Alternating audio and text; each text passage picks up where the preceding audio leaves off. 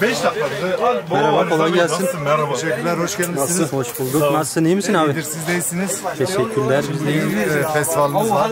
Emeği geçen herkese teşekkürler. Festivalda fasulye satıyoruz, bal satıyoruz, muz satıyoruz, cevizimiz var. Türlü hepsi organik. Sen bunların üretimini kendin mi yapıyorsun Kendimiz abi? yapıyoruz. Nereden? Hangi köyündesin Yedisu? Bingöl, Yedisu, Elmalı köy. Elmalı köy.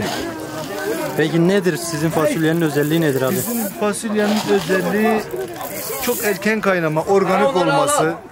Yani buna düdüklü tencereye, tüpe ihtiyaç yok. Erkenden suya koymaya ihtiyaç yok. Bunu tek kaynarda yiyebiliyorsun. Senin reyonunda nohut da var. Nohutu da mı kendin üretiyorsun? Nohutumuz da var. Bunu yiyeceksin, bunu duymayacaksın.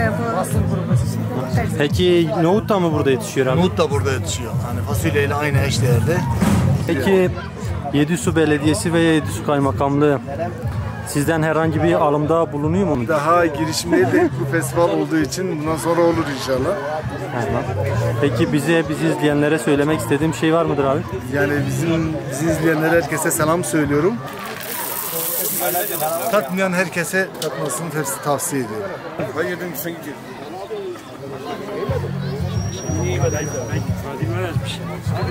Hadi. Tam altına gönderdim.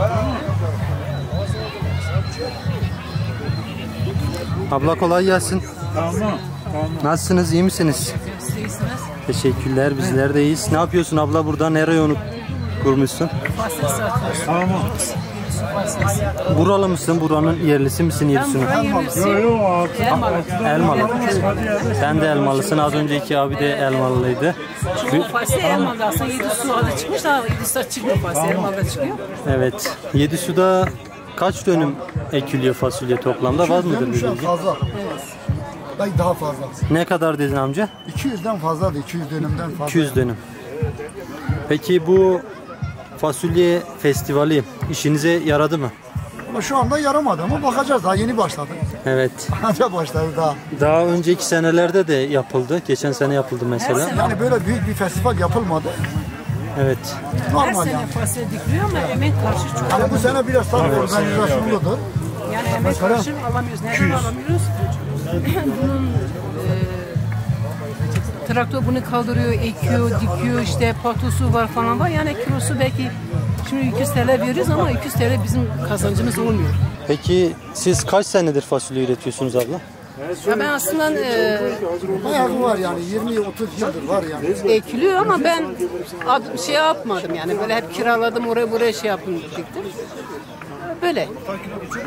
Peki bu festival yani bugün için demeyeyim de daha geçen senelerde de yapıldı. Yedisu kuru fasulyesi, horoz kuru fasulyesi artık tanınıyor birçok yerden, haberlerden falan. Herkes görmüştür.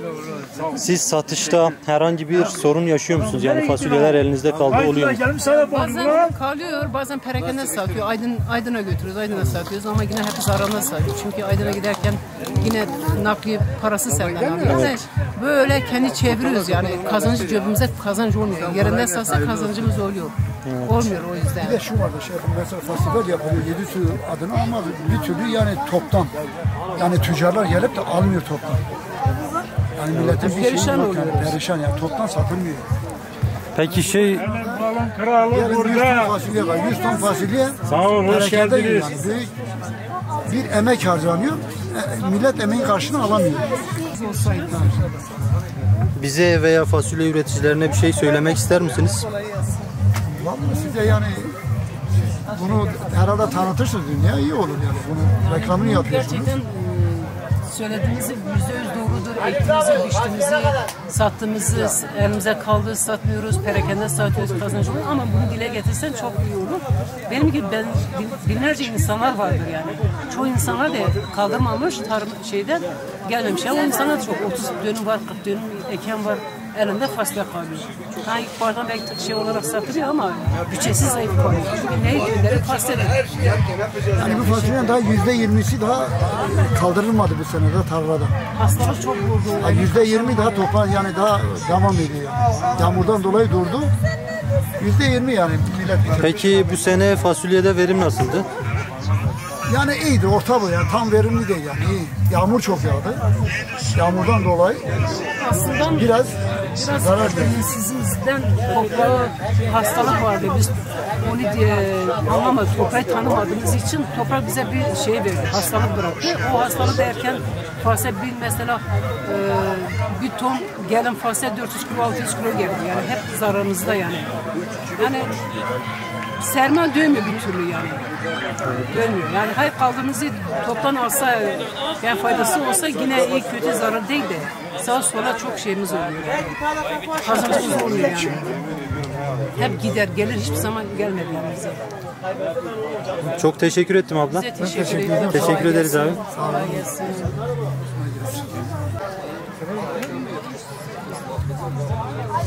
Tekin amca bizim izleyicilerimizden biri.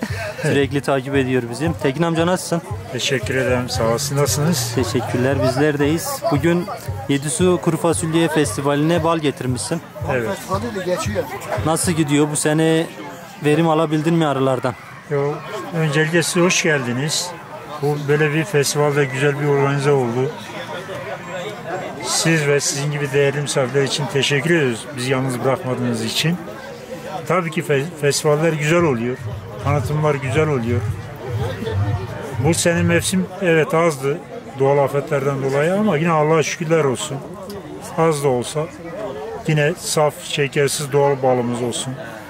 Organik kuru fasulye olsun. Türkiye'ye, dünyaya tanıtmak istiyoruz. Kendimizi bir kere başa kanıtlayalım. Kanıtladıktan sonra tescillenmiş, marka haline gelmiş balımız, kuru fasulyemiz dünya pazarlarında satılmaya devam edecek inşallah. Peki sana şey sormuş olayım Tekin abi. Şimdi sen bal üretip satıyorsun. Evet. İnsanlar neden Yedisu balı alsınlar? Neden sizden bal alsınlar? Yedisu coğrafya yapısı çok mükemmel bir doğa yapısı var. Bol çiçek, nektar, polleni olsun, propolisi olsun, doğal organik bal, yani geven, kekik. Yedisu coğrafyası zaten her tarafa bakın dağlarla çevrili. Balın kalitesi zaten oradan geliyor. Yani tercih ettikleri zaman doğal saf şekersiz bal alıyorlar. Onun için kaliteden ödün vermiyorlar. Onun için müşterimiz bizde vazgeçilmez. Herkese teşekkür ediyoruz. Biz teşekkür ederiz. Size Peki de iyi sana son yayınlar. olarak şey sormuş olayım abi. Şimdi bal artık çok üretilen bir şey yani bölgede. Evet. Mesela ben Çat'tan geliyorum. Bizim Çat'taki arıcılar çok şikayetçi. Çünkü balları elinde kalıyor. Satamıyorlar bir şekilde. Evet. Siz pazar sıkıntısı yaşıyor musunuz? Evet, aynı sıkıntıyı biz de yaşıyoruz. Maalesef ürettiğimizi istediğimiz fiyatlarda satamıyoruz. Çünkü pazar olmadığı zaman yabancı insanlar girmediği için hep aynı tanımış insanlar, sürekli aynı müşteri olduğu için gerek buradaki oturan yerel halkı olsun bütçe konusunda biraz sıkıntı yaşadığı için biraz pahalı geliyor bizim bal. Kaliteli bal olduğu için bize mecbur yüksek fiyata satmak zorundayız. Bununla kooperatif olmadığı için, pazarlama yerleri olmadığı için biraz sıkıntı yaşıyoruz. Evet, doğrudur. 2023 yılında galiba tescillendi. Evet. O 2023 günden bu güne bir fark oldu mu satışlarda? Tabii ki fark oldu. 2023 yılından bu yana gerek İstanbul festivallerinden olsun, Gölcük, Yalova festivalinden olsun, oralara katıldık. Tabii ki ses getirdi yani en azından müşterimiz çoğaldı. Ya orada bizim kart vizitelerimizi alan, balımızı alan, gerek numaraları, telefon numaralarımızı alan halen müşterilerimiz bizle irtibattadır, bizden bal alıyorlar. Tekin abi çok teşekkür ederiz. Bize izleyicilerimize söylemek istediğim bir şey var mıdır? Hepinize sevgi selamlarımı sunuyorum. Size de teşekkür ediyorum. Sizin de görevinizde başarılar diliyorum.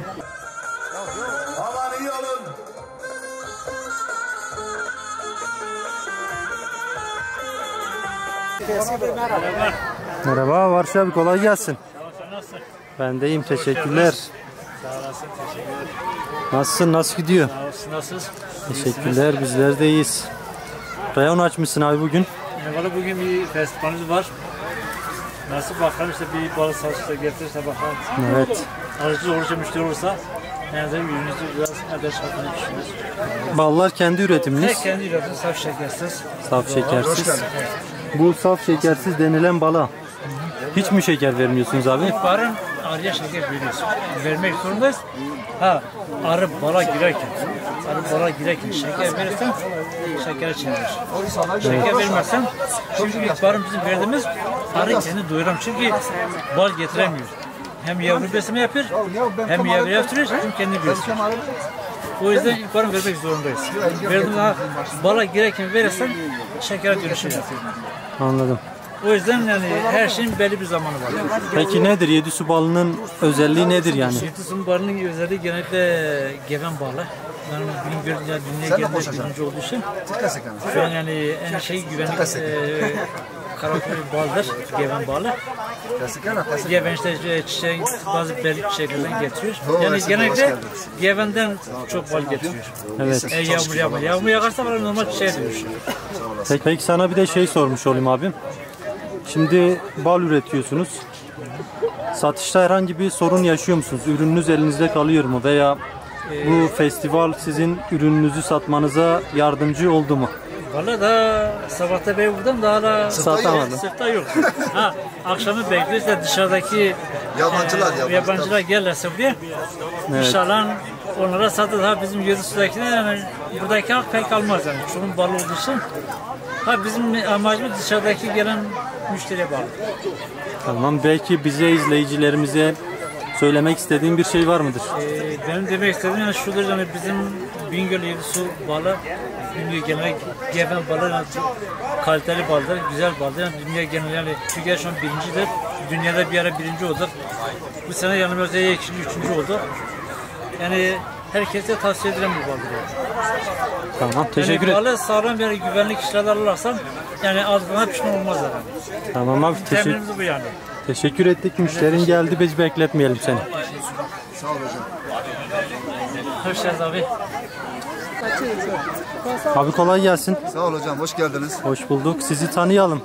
Ben Alekber Tuzlu, Güzgülü Köy Muhtarıyım. Evet. Öncelikle ilçemize hoş geldiniz. Hoş bulduk. Nasılsınız? Nasıl Teşekkür gidiyor? ederim, sağ ol hocam. Sizler nasılsınız, iyisiniz? Teşekkürler, bizler deyiz. Siz de sağ olun. Bu festivali organize yapan herkese teşekkür ediyorum. Öncelikle Sayın Kaymakam Bey'imize. Böyle bir festival ilçemiz için çok faydalı olur inşallah. Evet. Ürünlerimiz için bal olsun, kuru fasulyemiz olsun. İnşallah bir faydası olur vatandaşımıza. Ürünlerimizi satarlar. Reklamını yapılır. Çok Abi, makbul bir şey düşünmüşler. Teşekkür ediyoruz. Daha önce festival yapıldı. Evet. Şu tarafa geçip. Tamam hocam. Daha önce festival yapıldı burada. Evet. Bu ürün satışlarınıza yansıdı mı? Tabii faydası oldu hocam. Oldu. Tabii reklamı oldu, faydası oldu. Bingöl balığı, kuru fasulyesi olarak Yedisu için bayağı bir faydası oldu. Peki Yedisu'nun başka ne meşhur? Kuru fasulyesi, balı. Kuru fasulyesi, balı, kuşburnu, yabani alıç, ondan sonra bahçesi olur, kavun, karpuz, her türlü bitki burada yetişiyor yani meyve olarak. Peki bunların nasıl desem işlemesini yapabiliyor musunuz? İşlemesini yapanlar var tabii. Kışlık mesela yarıyorlar, kışlık için yarıyor, kurutuyorlar meyvelerini. O sebzelerini de tabii yapıyor, onlar da dolap yapıyorlar, şöylük yapıyorlar, kış için hazırlık yapıyorlar. Daha önceki ilçemizin daha acil durumları var. İlçemizde sağlık ocağımız var ama doktor yok maalesef. Gelmiyor abi.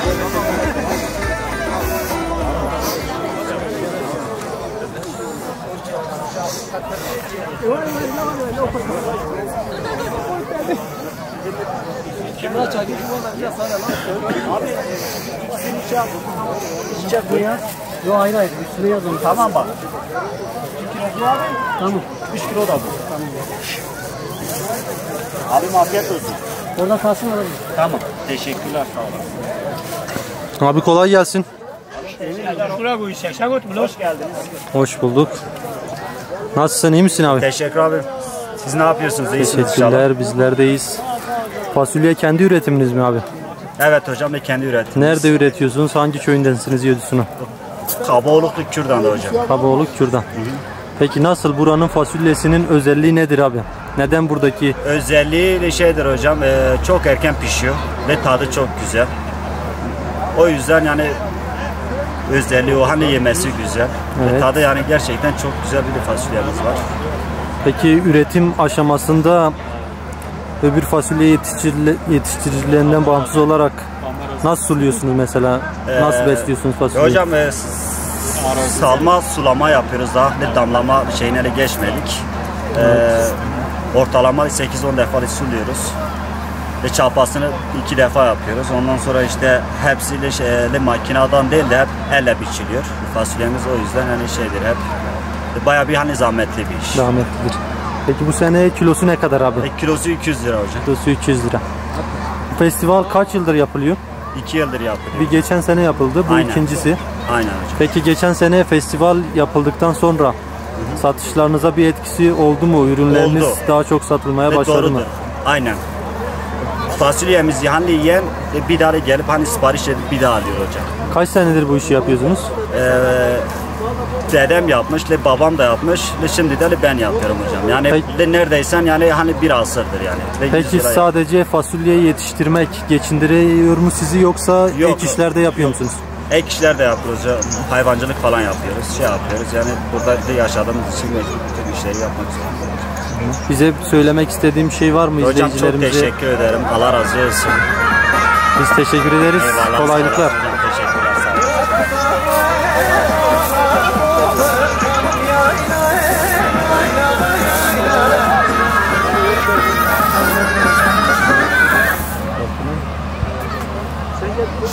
Abi kolay gelsin.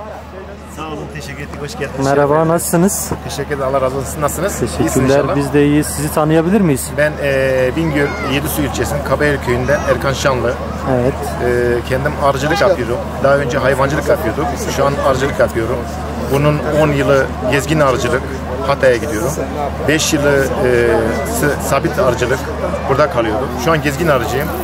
İşte Allah nasip ederse haftaya arılarımı oraya getireceğim. Kendim arıcılık sektöründe polen, propolis, arı sütü, karakovan, süzme, böyle çeşitlerimiz mevcuttur. Organik çalışıyorum. Peki Erkan abi, sen yalnız arıcılık mı yapıyorsun? Yoksa arıcılığın yanında hayvan besleyip veya başka bir meslek yapıyor musun? Arıcılığın yanında hayvancılık yapıyordum. Biraz arıcılık sektörünü büyüttüğüm için yetişemiyorum şu an. Hayvancılığı bıraktım. Sabit şu an arıcılık yapıyorum. Arı sektörüne devam ediyorum. Peki pazar sorunu yaşıyor musun? Ülkemizin olmazsa olmazı pazar sorunu. Evet, bu sıkıntıları yaşıyoruz. Yalnız işte bu festivalin olması bizim için umut ışığı oldu. Peki bir faydası oldu mu? Hiç satış yapabildin mi abi? Tabii ki faydası oluyor. Sonuçta tanınıyorsun. Ortamın oluyor, çevrenin oluyor. Bir şekilde markalaşıyorsun. Faydasını görüyoruz, evet. Söylemek istediğim şey var mıdır abi bize? Bu festivallerin devamını diliyorum. Devletin biraz bize daha yardımcı olmasını istiyorum. Biraz pazar konusunda biraz yardımcı olmasını istiyorum. Yani bizim sıkıntılarımız bunlar. Çok teşekkür ederiz Ben abi. teşekkür ederim. röportajınız Allah'a emanet olun. Sağ olun. Günler. Merhaba, kolay gelsin. Hoş bulduk. Nasılsın, iyi misin abi? Teşekkürler, biz de iyiyiz. Anladığım kadarıyla fasulye üreticisin abi sen de. Nerede üretiyorsun sen? Bingöl Yedisu ilçesi Karapolat köyünde. Sen de Karapolat'tasın. Evet. Nasıl, kaç dönümlük bir arazin var? Kaç dönümlük bir yere fasulye ekmişsin? Bu sene 3 dönüm ektik. Daha 15-20 dönüm falan var. 3 dönüm ektik. Biraz zahmet olduğu için fazla. Peki nasıl, zahmetli bir iş mi fasulye üretmek? Bayağı zahmet. Zorluğu nedir bu işin? Çalması, sulanması, işte bir de toplanması. O sıkıntı var. Doğrudur. İnsana ihtiyacı var yani. İnsan gücü bendez. Çok teşekkür ederim abi. Ses geldi, ses alamıyorum. Yoksa daha çekmek isterdim biraz daha. Allah razı olsun. Allah'a emanet olun. Kolay gelsin.